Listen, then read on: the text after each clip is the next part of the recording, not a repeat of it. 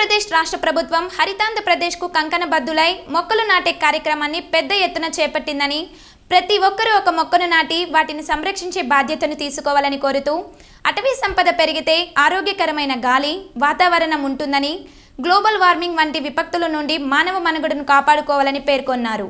శుక్రవారం ఉదయం స్థానిక శ్రీ వెంకటేశ్వర దివ్యారామం తిరుపతి నందు అటవీశాఖ ఆధ్వర్యంలో ఏర్పాటు చేసిన వన మహోత్సవం 2024 కార్యక్రమంలో కలెక్టర్ జేసీ శుభం బన్సల్ సంబంధిత అటవీశాఖ ఉన్నత అధికారులతో కలిసి పాల్గొన్నారు. ఈ సందర్భంగా కలెక్టర్ మీడియాతో మాట్లాడుతూ, నగరాలు పెరిగే కొద్దీ, భవన ఆవాసాలు పెరిగే కొద్దీ తదితర కారణాల వల్ల అడవులు, చెట్లు విస్తీర్ణం తగ్గిపోతుందని, అందుకే అడవి విస్తీర్ణం పెంచడానికి మొక్కలు విరివిగా నాటి చెట్ల శాతం పెంచాలని, మొక్కలను నాటడం మాత్రమే కాదు దాని పెంపకం కూడా ప్రతి ఒక్కరూ బాధ్యతగా తీసుకోవాలని అన్నారు.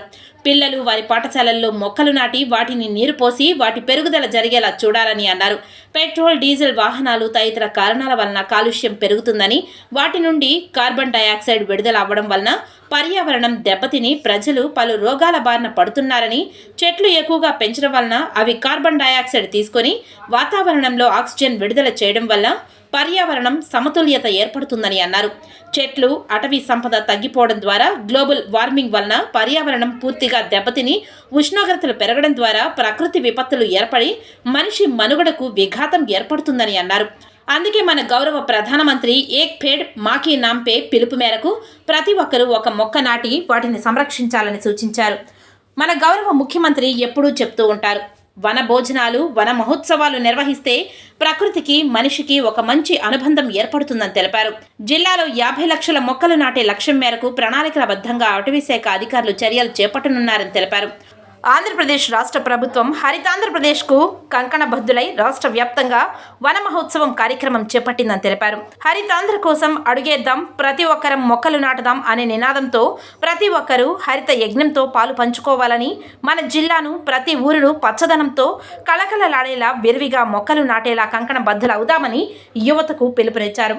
సమావేశానికి ముందుగా నగరవనం నందు కలెక్టర్ సంపంగి మొక్క, జేసీ నాగలింగం మొక్కలు నాటి పాఠశాల విద్యార్థులతో ఉసిరి, మర్రి మొక్కలు అటవీశాఖ ఉన్నతాధికారులతో కలిసి నాటించారు. ఈ సమావేశంలో ముందుగా అందరితో మొక్కలు నాటడంపై ప్రతిజ్ఞ చేయించారు.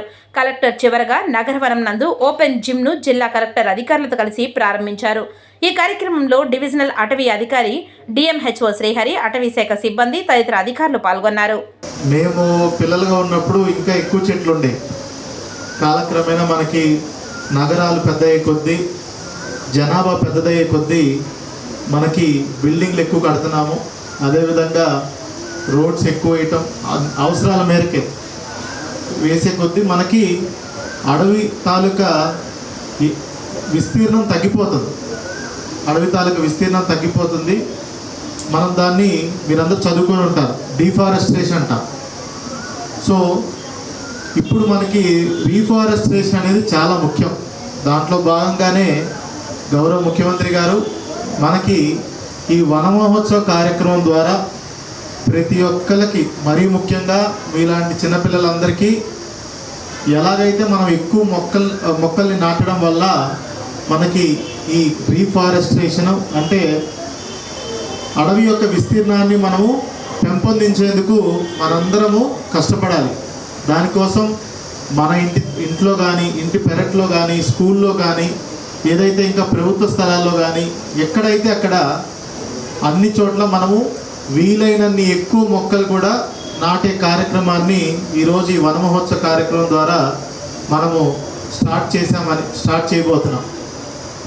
దీంట్లో భాగంగానే పిల్లలందరూ చొరవ తీసుకోవాలి.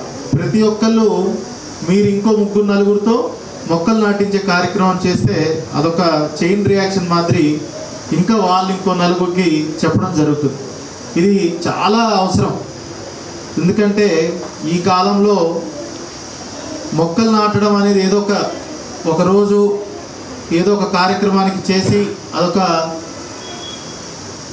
ఏమంటారు, ఒక సోషల్ మీడియాలో పెట్టుకోవడానికి కొంతమంది చేస్తున్నారు తప్పిస్తే, నిజంగా అదొక దాని మీద ప్రేమతో, దాని మీద ఒక శ్రద్ధతో చేసినట్టయితే, ఎందుకంటే మొక్కని నాటడంతోనే ఆగదు, దాన్ని మళ్ళీ మీరు కంటిన్యూస్గా మెయింటెనెన్స్ అంటే తరచుగా నీళ్లు పోయడం, దానికి అవసరం అంతా